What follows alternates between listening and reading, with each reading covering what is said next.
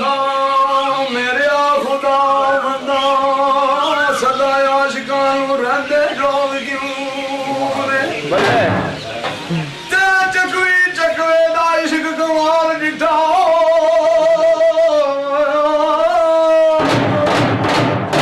ते चकवी चकवे दा इश्क कमाल दिठा रहंदे विच जुदाई दे रोग क्यों ने